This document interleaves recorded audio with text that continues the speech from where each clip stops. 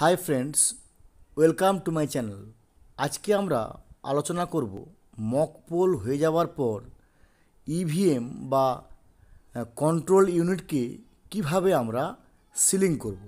আসুন আমরা step by step দেখে নিই। প্রথমেই আমাদের নিশ্চিত হতে হবে যে ভিভিপ্যাডের পেছনের নবটি হরাইজন্টাল অবস্থায় আছে কিনা, কারণ যদি ওটা কোনোভাবে ভার্টিক্যাল হয়ে যায় তাহলে পরে কিন্তু পেপার স্লিপ পড়তে সমস্যা হতে পারে। তাই সিলিং করার সময় আমরা ওটাকে অবশ্যই রাখবো হরাইজন্টাল অবস্থায়। এই দেখুন দেখুন এটাকে এই দেখুন এটাকে করা হলো ভার্টিক্যাল, অর্থাৎ এটা অন হয়ে গেল। এবার দেখুন এটাকে দেখুন, এই দেখুন অ্যান্টি ক্লক করে রাখা হলো হরাইজন্টাল।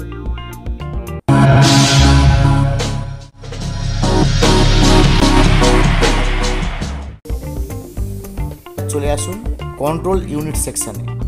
দেখতে পাচ্ছেন এ পাশটা হচ্ছে টোটাল সেকশান, ও পাশেরটা হচ্ছে ব্যালট সেকশান।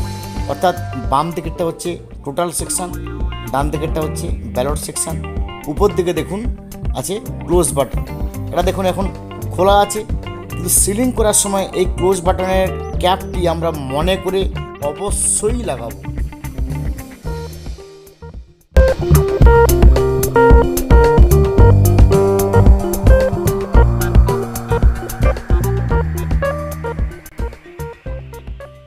এবার চলে আসুন সিইউর ভেতর।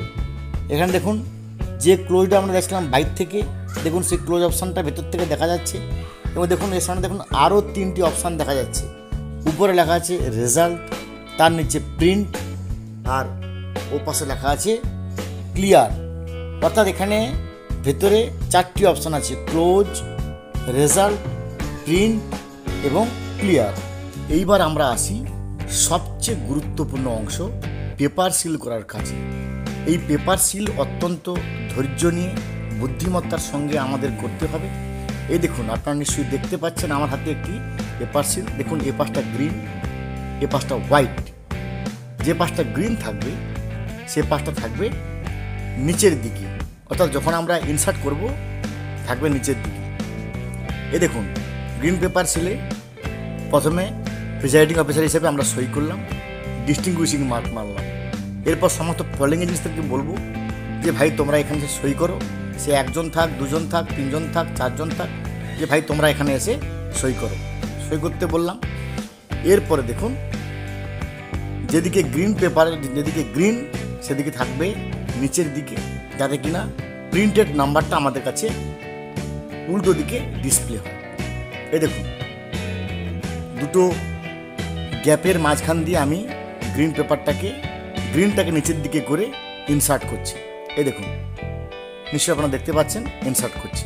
এই দেখুন ইনসার্ট হয়ে গেল এবং দেখুন প্রিন্টেড নাম্বারটা আমার এখানে এসে উঠল। একই রকমভাবে দেখুন এই একটা special tag, original special tag তো এই মুহূর্তে পাওয়া সম্ভব নয়, শুধুমাত্র ডেমো দেওয়ার জন্য আপনাদের কাছে একটি স্পেশাল ট্যাগ দেখুন এখানে এসেছি। এরকমভাবে এই স্পেশাল ট্যাগেও আপনারা পলিং এজেন্ট দিয়ে সই করাবেন এবং ওটাকে গালা প্রিন্টিং করবেন। এরপরে দেখুন হয়ে গেল এবং ওখানটা অ্যাড্রেস ট্যাগ দিয়ে হবে। এরপরে আমাদের কাজ হচ্ছে স্ট্রিপ সিল। গ্রিন পেপারটাকে আমরা এখানে আটকে দিয়েছি, অ্যাড্রেস ট্যাগ মেরে দিয়েছি, স্পেশাল ট্যাগ মেরে দিয়েছি।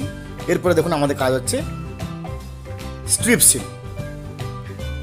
এবার দেখুন একই রকমভাবে ওই যে স্ট্রিপ সিল, ওখানে দেখুন প্রিজাইডিং অফিসার সই করবেন এবং সই করার পরে ডিস্টিংগুইশিং মার্ক মারবেন এবং সমস্ত পলিং এজেন্টসদেরকে বলবে যে আপনারা স্ট্রিপ সিলের উপরে সই করুন।